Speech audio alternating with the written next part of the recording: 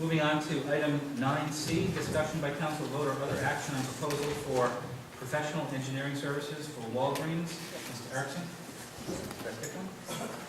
Whenever we have a project, Hold on, I may have skipped something. Oh, old business. Well, should we do this one now since you're standing here? Anybody object?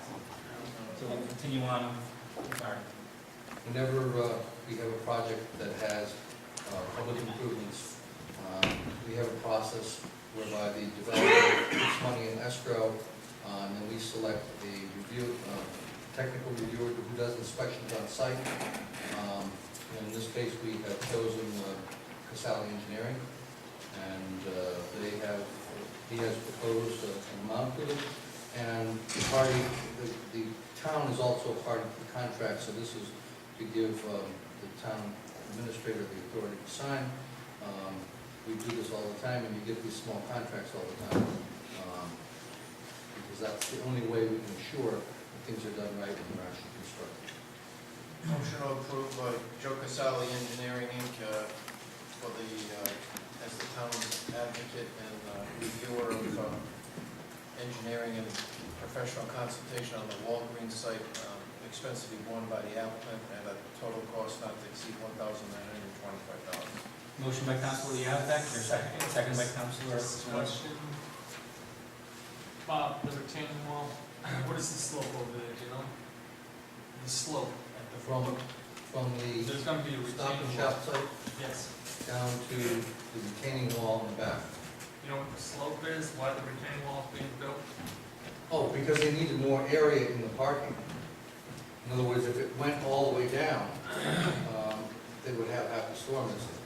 Okay. The slope to where it goes is not that steep. What they proposed as a minor change in the final version was that that wall would be no more than 6 feet high, and they would have drainage, drains in the top of the wall so that it doesn't come over the side of the wall into the parking lot. Okay, because now I know it's 6 foot, I was going to ask why not perform a wall inspection. I'm okay with 6 foot. Thank you. The motion's been seconded. Discussion, any further discussion? Hearing none, a roll call vote, please. Selves? Yes. Mr. McGee? Yes. Mr. Yazbek? Yes. Mr. Zelinski? Yes. Mr. Flaherty? Yes. Mr. President, Mr. Yazbek. motion that the town administrator be authorized to execute the contract with Mr. Casale. Motion by Councilor Yazbek, or second? Second. Second by Councilor McGee. Any discussion? Hearing none, roll call vote, please. Selves? Yes. Mr. McGee? Yes. Mr. Yazbek? Yes. Mr. Zelinski? Yes. Mr. Flaherty? Yes, motion carries. Take care of that one. Now we'll go back up to what I missed under old business. Under item 8B, discussion by council vote or other action on abatements reviewed by tax assessors board of review. Mrs. Hamilton. Mr. President, I have to recuse because my name's on the list, as well as a number of clients. I will actually defer to the finance director. We sat with the Board of Tax Review Thursday, and went through each one of the ones that you have a list of. The backup for which, for each of them has been included. At this point, what we'd like to do is just provide all the backup that we were able to find so we can substantiate a rationale for it, so you're not questioning what the rationale is for the abatement. They were all in agreement with the ones they see. There were a few that they felt a little uncomfortable about because of the fact that not enough backup was provided. So the ones you see are pretty much a given. There was everything to substantiate it. The three-member board and the finance director went over each one, and we're asking for the approval of that list.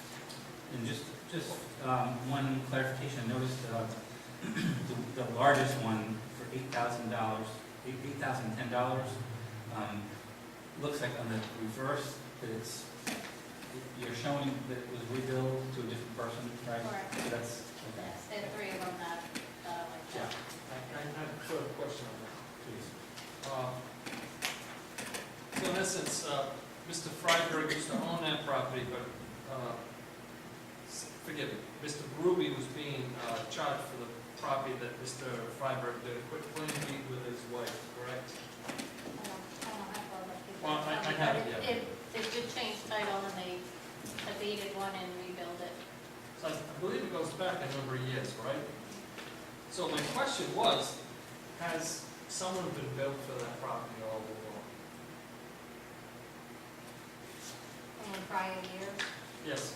I would have to ask. Yeah, well, someone should do a little research, just curiosity on my part. You know what, I have notes on it, let me get it. I was gonna go and take them down, but the council president brought it up, so let me find it. Well, Yeah, I have to take it back to Michelle and the assessors about Okay. tomorrow. well, I have it, and, so basically, in June of 2006, there was a quick claim deed, Robert Freiberg and Carol A. Freiberg of North Smithfield, for consideration paid to Robert Freiberg, okay, High Point. My question becomes, and it's stamped and recorded June 5th, 2006, have taxes been paid right along? And basically, is this the first year that Mr. Ruby has been charged for this? Is it Ruby? So if you can look at that, it says wrong online system, abate for $8,010.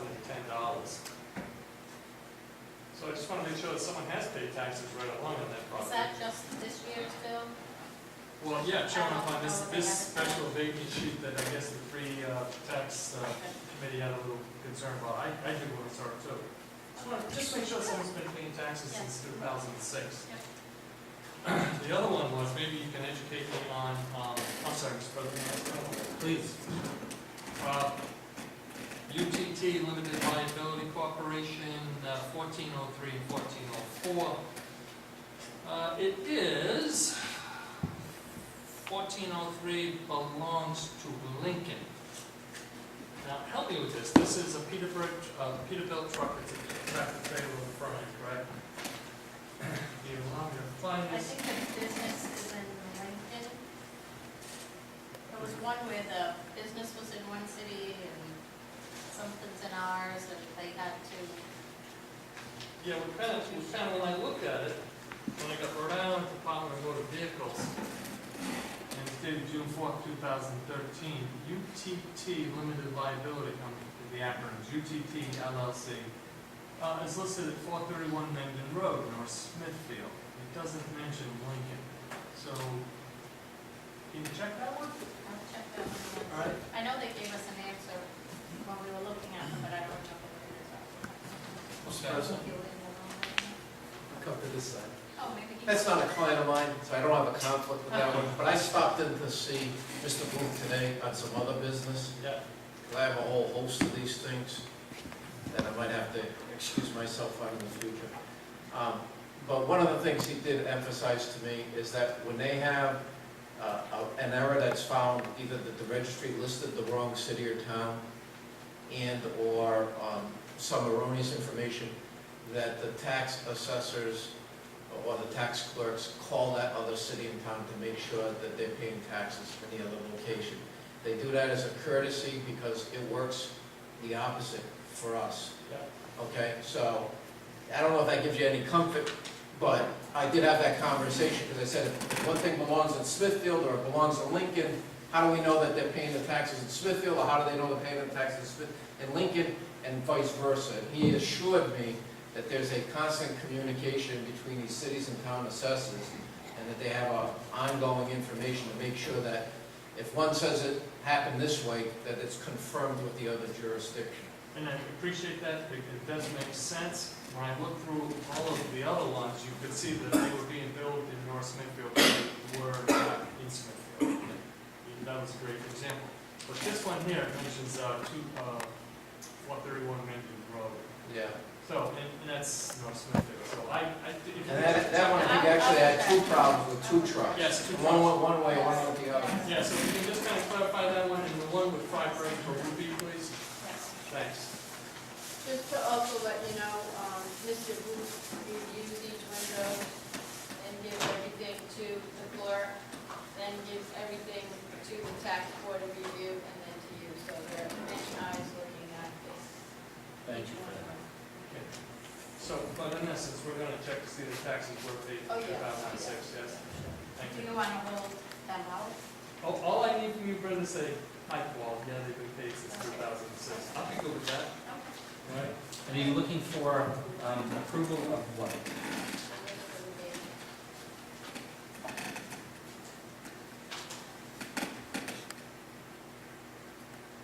And this is for this period in time, but it doesn't mean that this is all of them. Oh, no, there's more. I'm Yeah, gonna I do know. in Yeah. waves. Right. Can you explain why there's a need to have approval at stages along the process as opposed to doing it as, you know, when they were all done? And Well, what's the because purpose of? people are waiting for the corrected bills, and until they're approved at this level, we Okay. can't reissue another bill. We are recommending, as per state law, that they provide us with the first quarter. Okay. We'd rather not have to make further adjustments, and, you know, so we want to send out everything we've done with that next, go on to the next group. So the only question I would have is, would you like us to continue providing you with all the backup? I like to know. Yeah. Yes?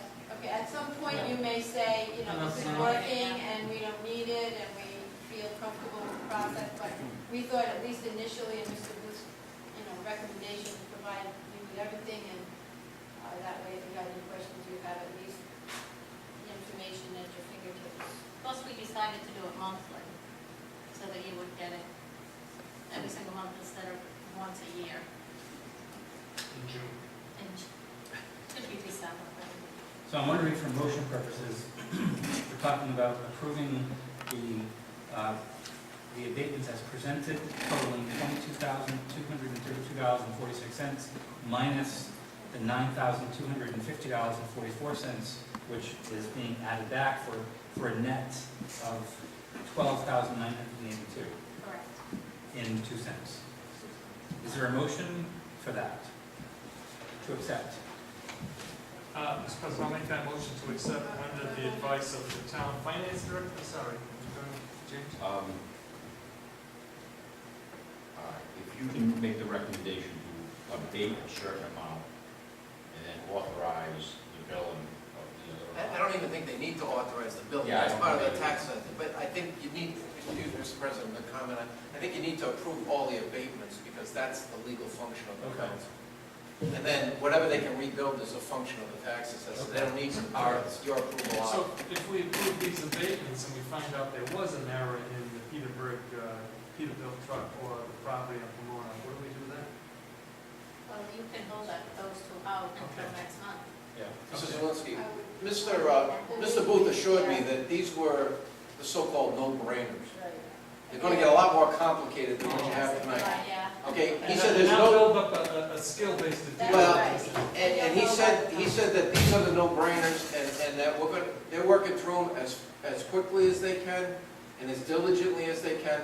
But once they're done, they send it to the assessment board to review, they get to look at it, the administrator looks at it, the finance director looks at it, everybody's looking at it. So by the time it comes here, 3 or 4 sets of eyes have been on it. Okay. But he did say that these were the quote-unquote no-brainers, so they're gonna get worse, and there's gonna be a lot more of them. So be, Under the recommendation of Councilman Yaz. But I think you need to do the total amount of the abatement, because that's the legal function of the council. The function of rebuilding somebody is in the purview of the administration. And we put that on there so you would see that there are some that we're abating one, but rebilling the other. $12,982.02, right? No, it's $22,232.46. Slow approach. Top of the next page. Yeah, next time. Yeah. Yeah. Mr. President, you want to enter that document into the record as Exhibit A, just so that we have record of it as That well? would be a fine idea. Mr. President, I'd like to make a motion, we enter into record this document that has the abatements listed on it, starting with 14-001 and proceeding through, that's it, up until 14-036. For a total of $22,000. $22,232.46. the motion to. and entering this as Exhibit A. Yes. Motion by Councilor Zawinski, is there a second? Second by Councilor Alves, discussion. You're only entering, you're not abating, you didn't notice that abate yet. Just entering it into the record. Yeah, okay. You're going to make a separate motion for that. If there's no other discussion, roll call vote, please. Ms. Alves? Yes. Mr. McGee? Yes. Mr. Zalinski? Yes. Mr. Flaherty? Yes. Mr. President, I'd like to make a motion to accept the abatements in the amount of $22,232.46. Motion by Councilor Zawinski, is there a second? Second by Councilor McGee, is there any discussion? Hearing none, roll call vote, please. Ms. Alves? Yes. Mr. McGee? Yes. Mr. Zalinski? Yes. Mr. Flaherty? Yes. Motion carries. And we are on to new business, item D, discussion by council vote or other action on potential new zoning ordinance and ongoing violations.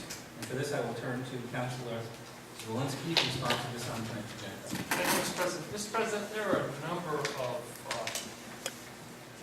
potential new zones that we could think about utilizing in town.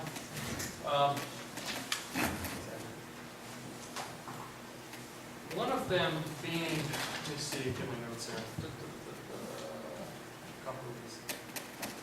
Under new zoning, we had a bunch of neighbors come forward and they had some concerns about accessory uses on their property.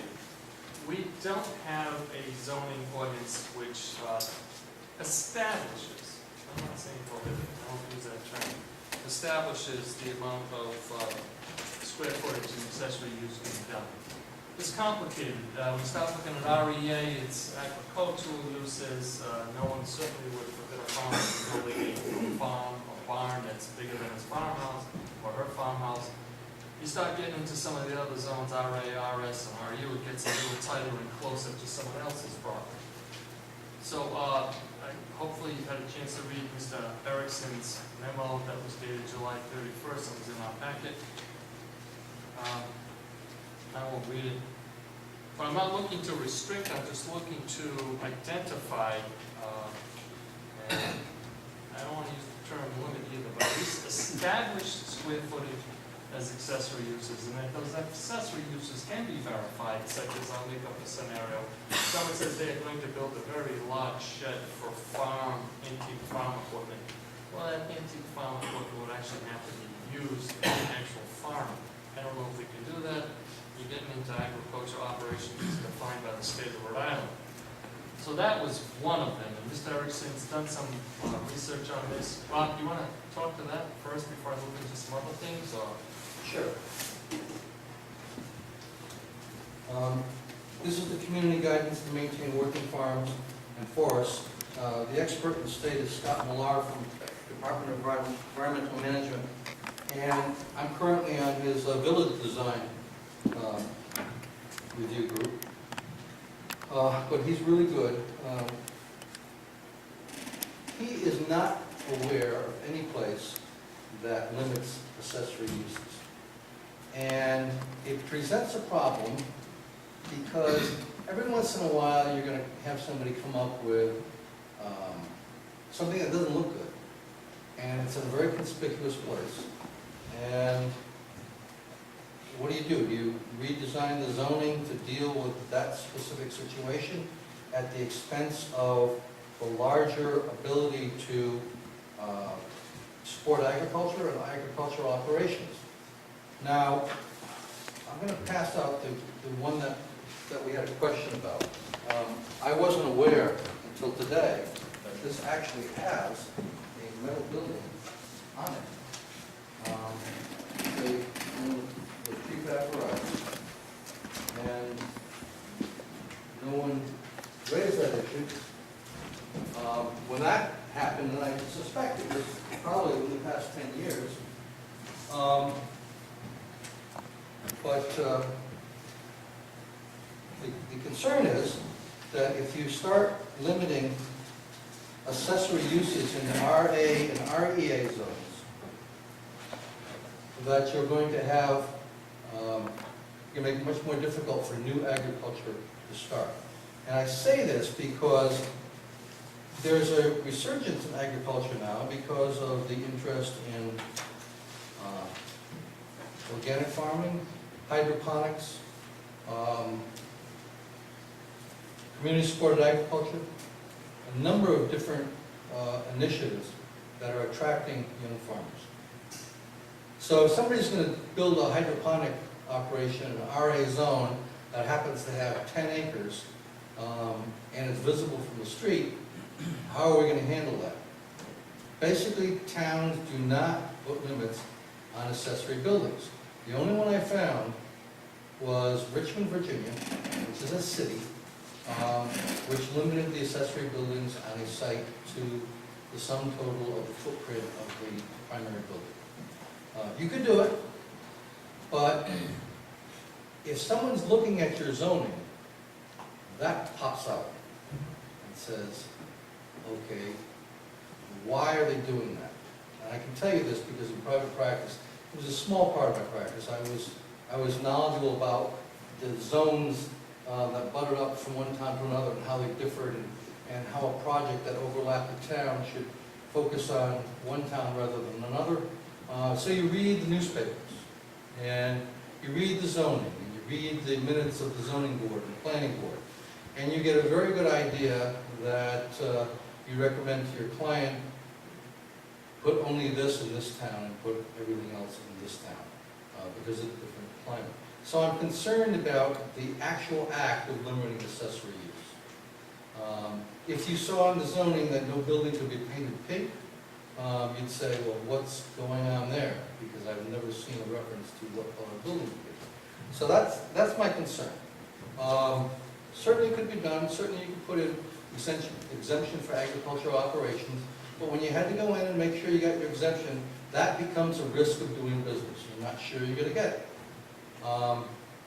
In this case, I think the project was probably ill-advised as an investment. It certainly does not increase the value of the house, even though the actual cost of the building is less than it would otherwise be if it were done in wood or some other format. But that's the sum of it. You do one change in zoning, and it has implications that you may not have foreseen in investment into the town. I get what you're saying, and I appreciate when I understand it, particularly as it relates to not discouraging agricultural uses. So I have one question. Yes. When we did zoning reform the last time, we created a zone called business agriculture, BA, I believe. There are actually no places on the map. Right, but I understand that. But we're probably one of the few towns that actually did create a separate agricultural zone. Buxton Street? Pardon me? Did we do BA on Buxton Street? I don't think we actually applied it anywhere, but it's in the use tables, and it is a distinct zone. That was when we changed RAA to, what did we change to? RCC or So something. we changed all the So codes. we changed agriculture to conservation, but they're synonymous now. Right. So So here's my suggestion or proposition to deal with the quandary we have of something that's clearly out of place in a residential neighborhood. The future. And your concern about limiting accessory uses, the impact that could have on agricultural pursuits. So if we were to take what we created as a business agriculture zone, but apply it more as either a floating zone or apply it to areas in the town that we know have lots of opportunity for agriculture, but that are not residential. So perhaps you wouldn't put it you wouldn't designate business agriculture in a residential neighborhood. But by doing that, you're inviting agricultural investors to pursue these types of opportunities in a proper zone. That's the reason for having zoning. So if it's a matter of just identifying the areas in town where we would want to designate BA, and then allow it in BA, but not allow it in, say, RA, or not allow it, but to have some sort of restrictions against the size of accessory uses in REA or any Well, residential The building. point is, you allow crop and tree cultivation for commercial purposes in the RA and REA zones, and that is most of the town, okay? That's the way it stands now. That is the historic way that it has been done. If you take business agriculture, you're gonna find that what you're encouraging is a kind of rights farm development, so that they can do additional things where they don't have 50% being sold from what's grown on the farm. There are a number of variations of that. The trend, which is also outlined in Scott Millar's guidance meeting, is to allow ancillary uses like having a farm experience. You know, basically it's a bed and breakfast with a chance to farm or learn about farming. Education, Yeah, I mean, those are the kinds of things you would do in business agriculture. But you can't, if you take business agriculture and limit it to the areas where those kinds of things need to be done. And Wright's Farm was just won an award as the best dairy farm in New England. Then you have something constructive. But if you take the limitation and apply it to all RA and REA, it's going to discourage people from acquiring land for that purpose. You know that there's a very serious limitation on the amount of hay and corn that can be grown in town with the present acreage. And, Wright's Farm has to go to Canada for hay, has to go well outside town for corn. The business agriculture is really meant for something different than what you're looking at here. It's to allow more intense use of specific areas. Good with farming, for example. Okay. Is it your intention that we will designate places in town to apply the BA? Yes, Yeah. yes, and we're going to deal with the issue of limiting accessory buildings and the business agriculture concept at the next planning board meeting. I'll put it on the agenda. But to get us from where we are today to something that's better, how about some type of proposal that maybe would limit the location of these ancillary buildings? I mean, I thought we have something in our code of ordinance that you can't park your RV in the front yard. That's right.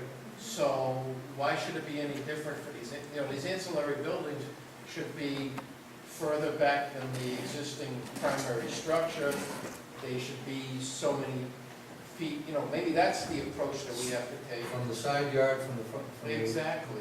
the setback to the backyard. Yeah. I agree with that completely. Yeah, because I think, just using the most current example on Woonsocket Road, I would think if it was behind the house, it would be looked upon differently than where it is now, which is extremely close to the road, much closer than the primary residence is to the road. Right. The topography of the way that lot moves and curves around, that's what's causing, as my Italian wife would say, the agita of the whole thing. Yep. Okay, so, size. size does have something. I mean, maybe you can limit the size by going on some percentage of the lot's square footage. So if you have a 2-acre lot that's 88,000 square feet, you can limit the size of an ancillary building to 10% of that, 8,000 square feet, or There is 5%. We already do have limitations on the impermeable coverage for a lot. And the percent changes by zone. Manufacturing is the most of 40%, but it gets way low in the REA. I don't know if it's 5 or 10%, I don't know off the top of my head, but That was 20, wasn't it? no, that's 20 in RS. Yeah. But the issue here is that the location is more important. The problem you find is that there are in the marketplace a number of buildings that are not aesthetically pleasing but are very cheap and inexpensive. And other towns have had problems with fabric carports. What is structurally safe? Well, we live in America, and I don't want to get to the point where we're telling people what they can and can't do with their property. I didn't like it very much when somebody told me what I could and couldn't do with my parking lot on my government. And I waged a war with them 20 years ago, and to this day, they're still part of the link. There's still But anyways, telltale signs. so there's a part of me that says, government doesn't need to be in regulating everything. On the other hand, I think location, how these things are,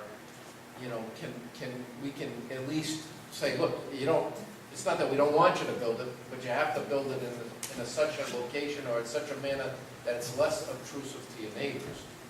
Unfortunately, we find ourselves as government trying to get people to understand common sense, but to me, it's common sense, but. Well, honestly, a counseling session probably would have been more useful than a zoning ordinance. Yeah. But, it is what it is, and certain people are gonna do certain things with their property. There's nothing worse than going into a nice neighborhood, and you get 19 beautiful houses and house lots, and there's always that one, grass isn't cut, there's junk all over the place. So that's the kind of stuff that I really hate to do it, but at least with this, I think part of the approach here could be, look, it has to be somewhere. It has to be behind the footprint of the main house. Yep. Has to be someplace, if we can go that route, maybe. Something's less invasive. Yeah, Hey, Bob, you said, this is not a current picture of that. yes. Well, it's as current as they have, this came down. No, because that Quonset hut, I don't believe it's there. No, it came down. No, it's gone. They moved it over. It's gone. Oh, they moved it over. Moved it Moved it off. over. Okay, so that was what, that's a current Google, which could be 2010. All right. I'd like to say, I agree with Mr. Yazbak. Definitely behind the house, you don't want them out in front. That's the thing I hated about this particular problem. But you definitely want to be able to build what you want, and not just for agricultural, but for garages. A lot of people love their big garages now and work on their cars and have antiques and everything. And people just like doing that.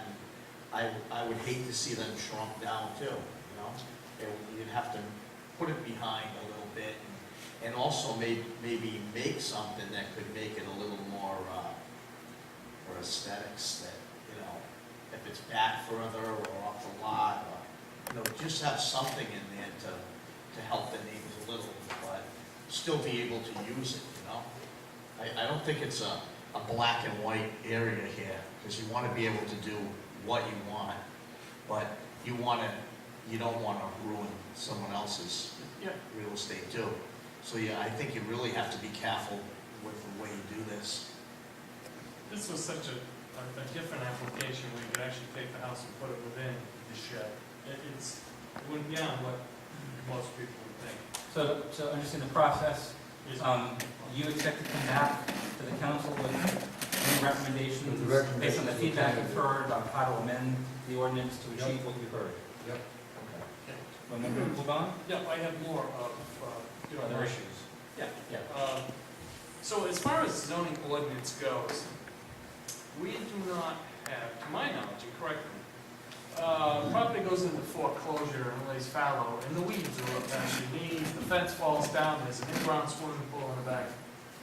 What is our recourse? What do we have from a building official or zoning official to go in and remove or secure the attractive nuisance of an in-ground pool that has turtles and frogs, and it's a natural habitat at this point. And the front yard, which is just a jungle. What can we do? Can we have some type of zoning or some type of ordinance that says it's foreclosure? The bank's gonna say, oh, we really don't own it, and the people that don't have money to pay for the stuff, they don't have money to take care of it either. So what is there, something we can do? Not to you yet, Bob, I guess maybe one of you to the solicitor. Oh, I can answer it. You don't have a minimum housing ordinance. And until you have that, which is not a zoning ordinance, but until you have that, you have no control over that situation.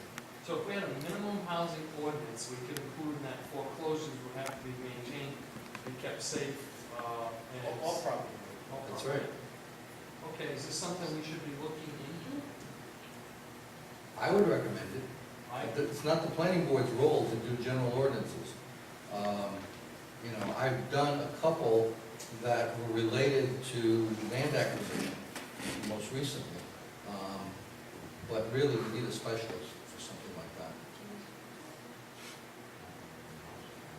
just to give you an indication of what we do now, we usually try, the building inspector will try to get in touch with the bank.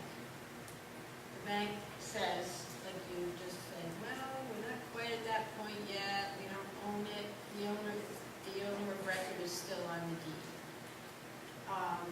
They're nowhere to be found. The place is completely vacant and, we've had neighbors call several times over the last few years saying, can my son go over there and cut the grass? And so we tell them that we can't advise them to do that because that's basically trespassing. So we don't allow people to do that. We don't encourage them to do that. And that's really the only thing that we have in our toolbox right now is really just to try to engage the banks or mortgage companies. Yeah, there was an incident in South Sunnycrest where the house was in foreclosure. There was an in-ground pool, the fence was knocked down, and truly, there was safety hazard. There were turtles and frogs, and there was a whole, Any dragonflies? Just drop a signal. but anyway, so in essence, what do we do from a public safety point of view? We don't have a minimum housing code. We're really at a loss, I mean, because it's not our property. Okay, so this is something that we as a town should address. We need to tighten up Post-haste, that, yeah, yes. and that's something that Mr. Benoit and I have talked about many times, especially just the grass, even that situation, keeping the property neat. When it falls into disarray like that, it's just, you're asking for vandalism and. Is this something Mr. Benoit's within his skill set to get this going? Or someone on your staff? It wouldn't be zoning, it's because we don't have a Department of Housing and Welfare, like a lot of other communities do. We had a young woman come in today asking, what are my rights as a tenant? My landlord's doing X, Y, Z, and we don't have that. It might be, I don't know, but it might be as simple as finding a local community that has something that's similar demographics as ours. We can kind of craft it like we do with many of our zoning ordinances. Well, it wouldn't be zoning, though, it would be specific. But I know, it's the As far example as is I we would understood take, no, I'm that, sorry, right, we yeah. take a zoning ordinance and we craft it, we can do the same thing in housing. You could ask the best town clerk in Rhode Island, to get, Yeah, with she's- her other clerk, She's already, she's on vacation this week, but next week when she comes back from vacation, She's she's already already showing showing tonight. she's But to send out a simple email if somebody has those That would be ordinances, simpler in the month of August. September. Best in New England. Well, we'll miss you. That's So You then, can find them somewhere. You can so cut I'll and paste. follow up to see what we can have happen with this, okay? Mr. President, I think one of the things that's going to rise out of this is that you need someone who does the zoning enforcement and the minimum housing enforcement in town. And you can only, even the most knowledgeable and energetic person who's also serving as building inspector is going to have a very difficult time doing that. Zoning enforcement is a specialized field in itself. We had somebody for a short time. Right, we're looking again. Can we fill that position? We're looking to fill that position. Most And cases. because we are getting much busier and, there are things piling up. When did that individual leave? Officially. March. March. Okay. So following up then, my next thing would be compost yard waste. I mean, some neighbors purposely dump their waste right next to somebody else's property line to cause the odor of decomposition of vegetation to waft into their property. Is that also a housing element? That'd be a civil issue, I believe. Well, We can't prevent someone from putting compostable materials on their property. You know what I mean? yeah, we have It's not setbacks for zoning. sheds and whatnot. Right. Could we not have a setback for compost? Bob, you seem to be the most versed in this. What do you think? Good, Good? That's because you have, doable. what you have to understand is that in zoning, certain kinds of buildings and structures are exempt. Right? Towns voluntarily say if your shed doesn't need a foundation, and it's less than 60 square feet and less than 12 feet high, you can put it up to 5 feet from the, so you would have to reestablish that, And it wouldn't be a zoning issue because compost bins do not fall under any structure. Yeah, not a compost bin, just a pile that's just dropped there with potato. That would be a general ordinance. See, You put it right after chickens. General ordinance? Okay. So, Madam Administrator, who in your staff could work on an ordinance to address this?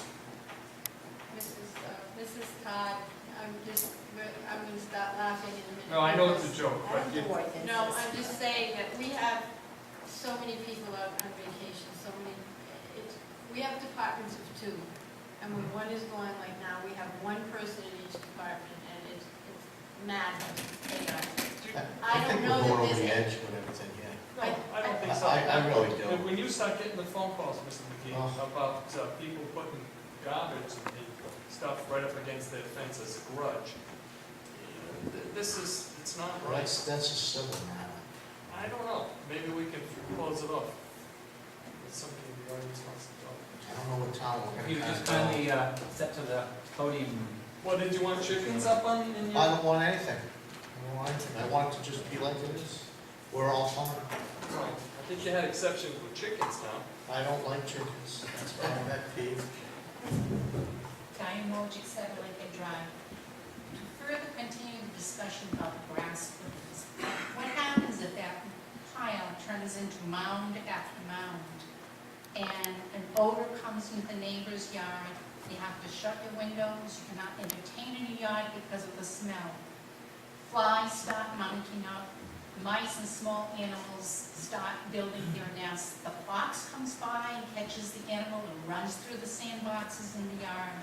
You have 3 stray cats that keep hanging around there, one which was picked up by Scott at the animal shelter last week. It's not a health hazard. We have all these critters there that were not there before. It smells, and it's very unhealthy to the feeling. The quality of life of one resident should not be destroyed by another resident. I agree. And, that's my concern. You might say it's just a pile of grass, but it's a lot more than a pile of grass. I'd like you to keep that in consideration as you build ordinances. That's then I'll put them in bullet form to the town clerk, so she can have it on record. Whatever you like. What's that? Dumpsters, and then this new contraption now, this big canvas bag. In my neighborhood, one sat for close to 2 years. The neighbor spoke to the woman. There has to be some type of time element for dumpsters in the front of the property, not in the back. Paula, you had something? I was just gonna say that we had been working on that, and I do have a draft that Michael Johnson, who was working in the building and zoning department, did draft with his committee. So I can get that to you, because that has been a problem. We're looking at some dumpster now on Great Road, across from the ATP building, that we're talking, where did that come from? Nobody seems to have claimed it, and yet people are dumping in there.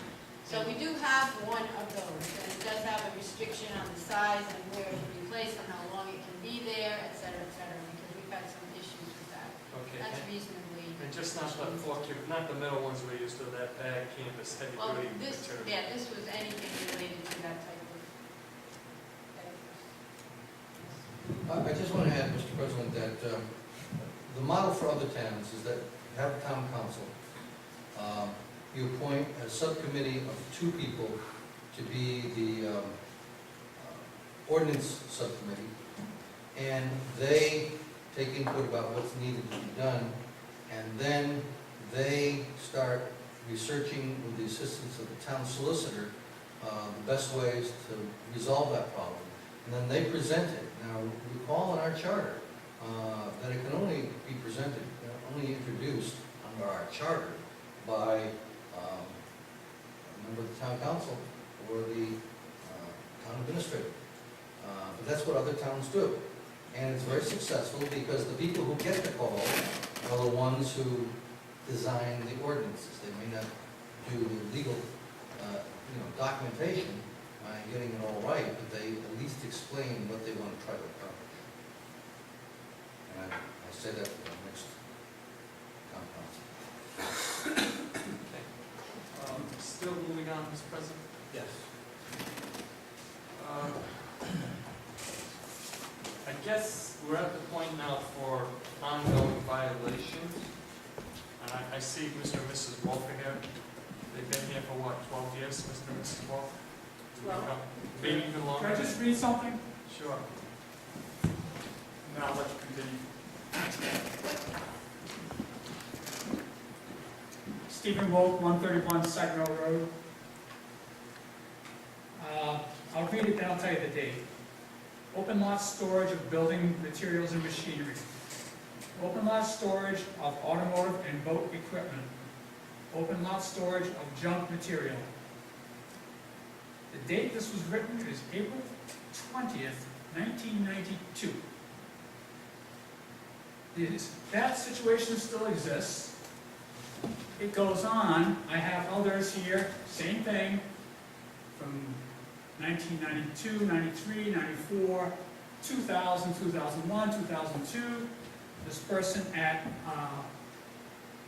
Plat 1, Lot 356, was fined a couple years ago. The material remains, the unregistered vehicles remain. There's a fence up there, ramshackle in all different directions to contain this material. Well, that's how long this has been going on. Thanks, Steve.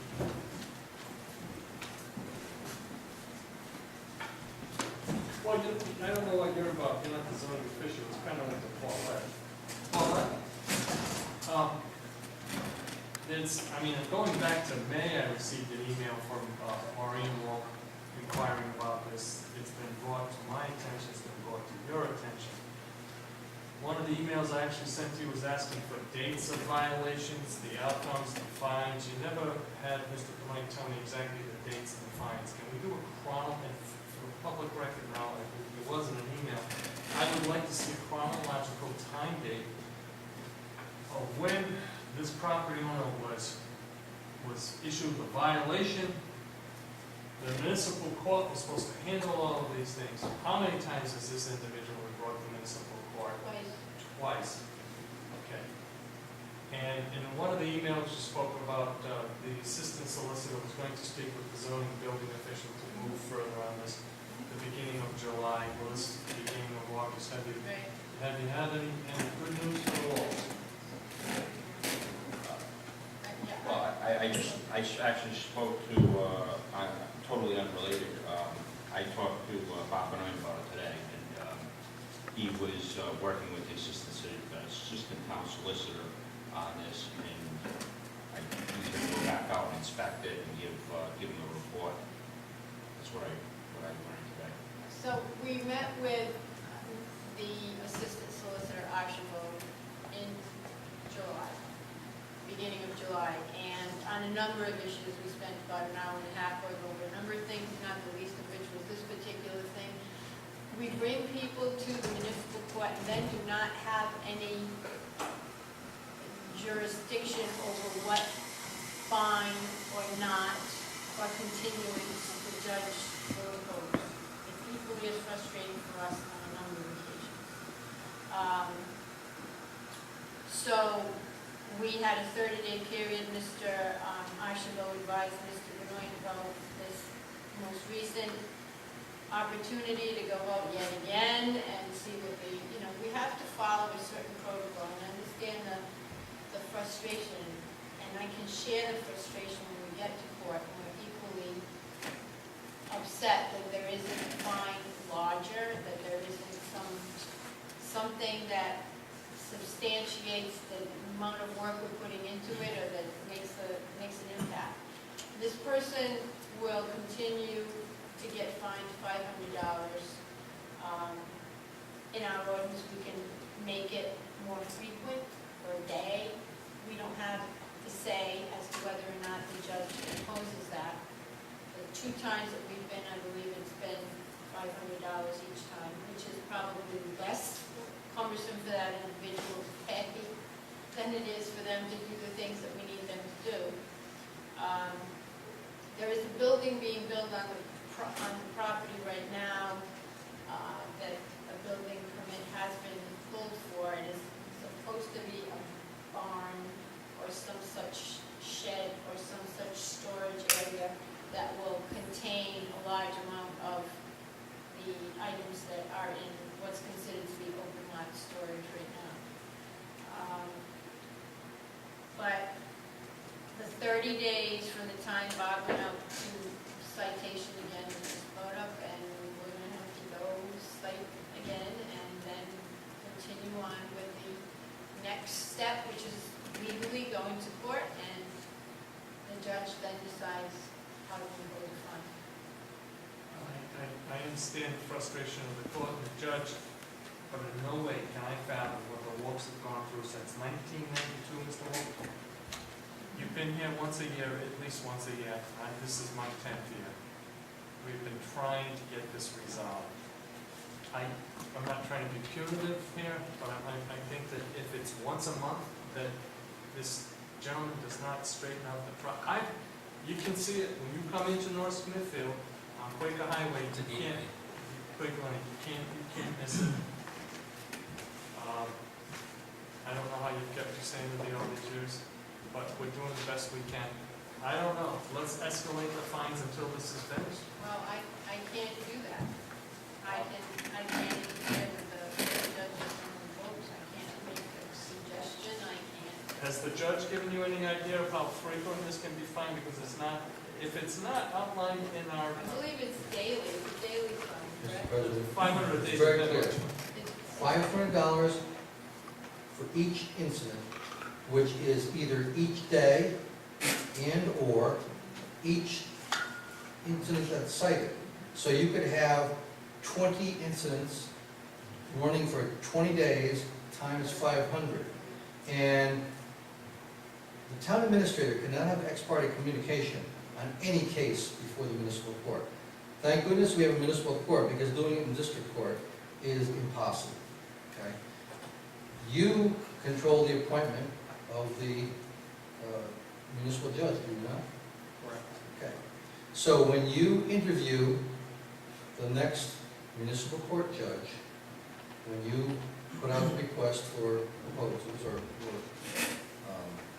you're submitting in the interview, you ask about their policy, because I can tell you in other jurisdictions, they take a much more severe approach to this to make it certain it's not in somebody's economic interest to keep violating the ordinances. And that's the direct responsibility of the town council when they hire a municipal judge. Does anybody on the town council or the administration think that there would be any good reason to put this on the agenda for each meeting until it's resolved? And even if it's just to get the update? I would, Mr. President. I'd like to see it on the agenda. Just call it outstanding zoning issues, because it's not the only one.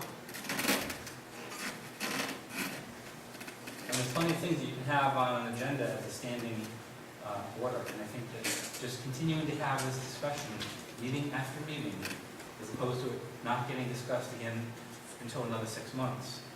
If we know it's going to be on the agenda for discussion, there's maybe more likelihood that there'll be some action, maybe there'll be some discussion that will be, that'll make its way back to the owner, and maybe there'll even be something that the judge will read about the town council's continued deliberations on this issue. You know, it may require, Mr. President, I understand we got a part-time zoning official, it may require that we attract and maintain at least a part-time zoning official to go out and enforce this. Because there's another issue, I'm sorry, for Wolves, is there, Mr. Flaherty, I'd like to defer to them if they need something to say. There was one thing I did want to say.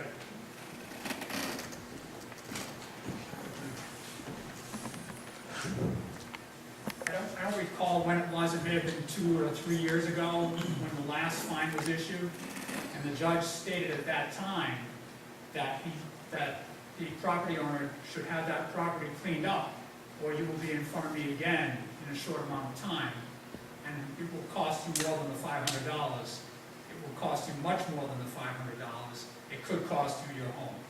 It's the same judge, I believe. That is the same judge. And again, for the record, I'm going It to just ask. hasn't been brought in front of the judge. Yes, and I want to follow up for public record. I want the date of the violations, I want the dates that appeared before the judge and the deposition, the disposition of the judge on these cases. So you'll receive that, and then it'll be on the agenda for discussion on the 18th. Yes. And there was the changeover of attorneys, so there, there was some time, a lot of time lost. But if I understand Mr. Wolf correctly, it's not a matter that the judge is willing to hear any and all cases, it's just that somebody needs to get it in front of her. Exactly. Right. So, Emails aren't doing it, Mr. Gasback. well, you know, things need to get moving, I think, to get it in front of the judge, and then let the judge decide how he or she may feel about it. The other location is the Flaherty. Now we're gonna go to the other side of town, my neighborhood, where I can't go home at night before people flag me down and say, what's going on with the auto body shop on Hampton Road? Call that you're aware of the location.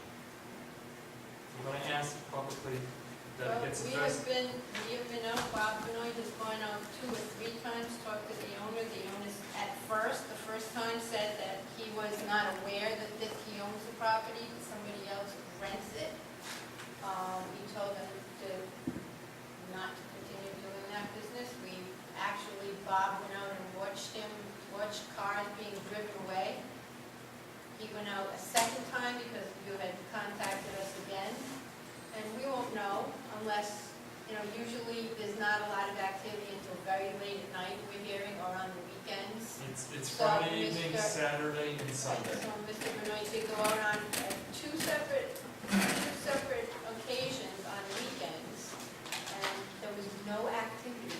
So this time when you spoke to me today about this, or mentioned it, that it was going to be discussed tonight, was the first time we heard that there was yet another problem, because as far as we're concerned, the owner was spoken to, he talked to his people that were renting, and they did not continue. So you're saying there's still some more activity? Yeah, so if I understand this, the zoning official is a salaried employee of the town, works Monday through Friday, but do they work on a Saturday or Sunday to address ongoing He issues? would go out for specific, he won't go out on a regular basis, No, but if there's but something Suppose specific. neighbors were to call him on a Saturday, Sunday, you know what, the blowtorch is working over there, you know what, they're sanding off paint. Understand, he may not be Is this available, I get that, but maybe he should go with a police officer on the weekend when he goes. It Well, might not be a I guess bad my idea. concern is this somebody in their garage working on cars? Yes, Well, then I can't stop them from doing that. they are doing It's body not a work and business. blowtorch, they're renting this, they're Right, renting. but if they're renting it for, to do the work, that it's a hobby or something, I don't know. if it's a business in a residential zone, that's a whole different animal. So maybe you might want to ask the zoning official if body work on multiple cars without state plates on it is okay at this location. Just get a clearing on this, because my neighbors are upset. What are they saying, that it's a business? Well, no one's gone in and asked them to see if they've registered. Haven't gone to the town clerk to see if they've registered as a business. But they are But they're not in a they are using what appears to be professional equipment. Now, yeah, they could be Bob the auto body guy. Right, all right, well, I can, It's on, though. It's Yeah, on. I have all that That's not stuff in my big. garage, I use it every day.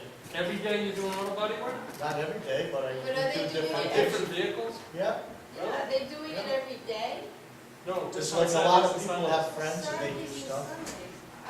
So what is it, You know what, if you could ask Mr. Benoit to be so kind as that, spend a half hour with me, we'll sit down and discuss it. Actually, I'll have the neighbors go and meet with Mr. Benoit, they'll bring up their issues. That's best, Is that best? best to hear from them. Okay. So just as a reminder, we'll expect to see this item on the agenda for the 18th and each meeting thereafter until enough of the zoning violation issues are addressed. Just one little side issue. When we had, some of you in this room were there, we had an all boards meeting back in March of 2013. It was at the middle school. And we looked at a number of things, all boards and commissions get to weigh in, and you have to put the little sticky dots on the things that were the most, the opportunities, the challenges, strategies. The number one thing that everybody voted most for under challenges was enforcement of zoning. It was one thing that people just sticks with them, and it's not going to go away. And I realize our stretched capacity, we don't have the capacity right now, but I think that what we're hearing tonight is that to the extent that that position can be filled, that's going to remain a priority. Oh, yeah, Okay, so can we move on? Mr. Erickson had a good idea, come up with an ad hoc committee to start looking for zoning issues or what the people, and so somehow we can get that word out. I know the Valley Breeze was still, I don't know, we go to the Valley Breeze and get the word out, but this is something we should do. We had an ordinance review committee, if you remember, it didn't really catch much traction, but there's a lot of things that are out there on the comp plan that we have to address as well. Agreed. Is that something, though, that you think is, I mean, we've got 6 meetings left after this. Do you think that's the kind of thing that ought to be? Well, we should start the wheels in motion. Hopefully, we can get it within 6, get some type of folks that would be interested in shepherding this. But there's only, so if you're talking about a committee, though, the council, there's only 2 of us that are going to be on the next one, so. Okay, we'll think about it. What you do is appoint a subcommittee of 2 people, and then they can bring in people who have advice on specific issues and meet with them. You don't have to have an ordinance review committee. That was a disaster only because they had their hands tied behind their back and they felt humiliated in public sessions. It will never work. The role of developing ordinances is with the town council. And a subcommittee of the town council is always the safest way to go, because then you get immediate feedback. The members of the subcommittee won't say to themselves, oh, I wasn't allowed to do this. Well, they're the town council. So that's my suggestion, is bring people in who have specific interests and knowledge of what's happening and help the members address what needs to be done. So I believe that the next and the final item on the agenda, business item on the agenda, concerning revenue projections, is something that the administration would like to put forward to the August 18th meeting. Is that correct? well, unless, Mrs. McDonald's ready to speak to it, we can probably get more information if you'd rather wait till the 18th, that's fine with me. Yeah, I'd like to get some more information from on the bond itself, like the bonds that we have, Yeah. and when they'll retire, and those sort of things, and I just got that information today from our assistant clerk. Okay. Does anybody object to us passing on that this evening and coming back to it on the 18th? Okay. Is there a motion to adjourn? So moved by Councilor Yadvac and Councilor Al. Is there a second? Okay, second by Councilor McGee. All in favor, say aye. All right.